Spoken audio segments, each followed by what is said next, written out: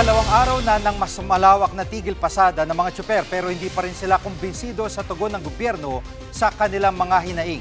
Live mula sa Mandaluyong nangungun sa balita si Raynel Pawid. Raynel, una sa lahat, nakipagdialogo na ba ang gobyerno sa mga nagwewelgad tsuper?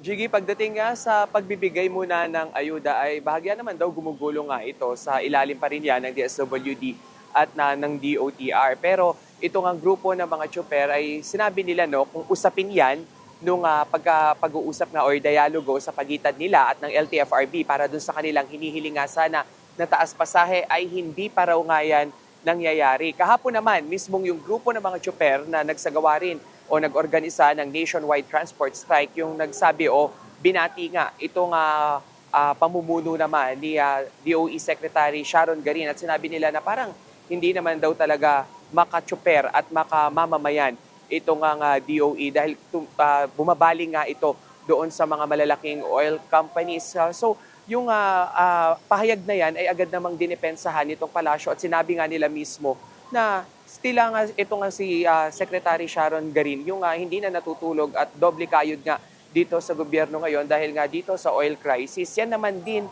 yung hindi pinanigan nga nitong mga leader, nitong mga PUV na to, ng mga PUV organization. So sabi nila, kung talagang para sa mga tsuper at para sa public vehicle transport sector, itong si Garin at yung DOE, ay dapat nang wakasan itong oil deregulation law at ma-roll back din sa 55 pesos per liter yung presyo ng petrolyo. Jiggy. At Raynel, ngayong ikalawang araw na ng tigil pasada, napuna mo ba kung mas maraming tsuper ang lumahok at kumusta yung mga commuter?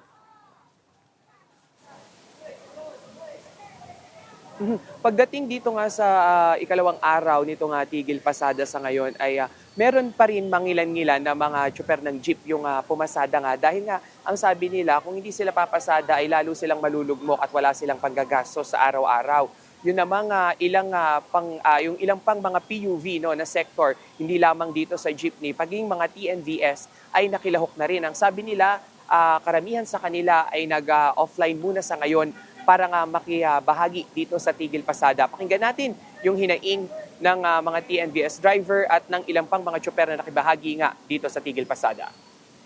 Baka habang bumibiyahe, matuto namang istat sa mga driver para madagdagan yung sahod.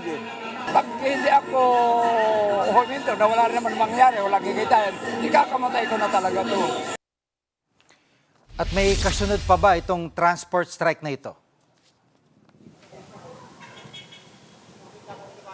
Jiggy, kanina ay kinumpirma nga sa atin ulit nitong piston at ng ilang grupo nga ng TNVS na magpapatuloy pa ito. I-extend nga raw nila to hanggang Mayo, yung una nilang pahayag. Pero ang nangyayari raw ay kung magtutuloy-tuloy pa nga yung pagsirit ng presyo ng petrolyo ay baka hindi lang hanggang Mayo yung mga tigil pasada at yung mga pagwewelga nila sa kalsada. Bukas nga, Jiggy, ayon sa mga industry expert, ay pwede pang tumaas ng 11 to 12 pesos per liter yung sa diesel at sa gasolina naman ay karagdagang 3 pesos kada litro. So pag nangyari nga yan ay posible lang umabot sa higit 140 pesos per liter itong presyuhan ng diesel, bagay na lalo pang kinapapangamba nga nitong mga tsuper. Jiggy.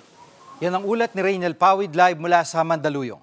Mga kapatid, Jiggy Manikad po, pagdating sa mahalagang balita sa loob at labas ng bansa, dapat una sa lahat, mag-follow at mag-subscribe na sa social media pages ng News 5.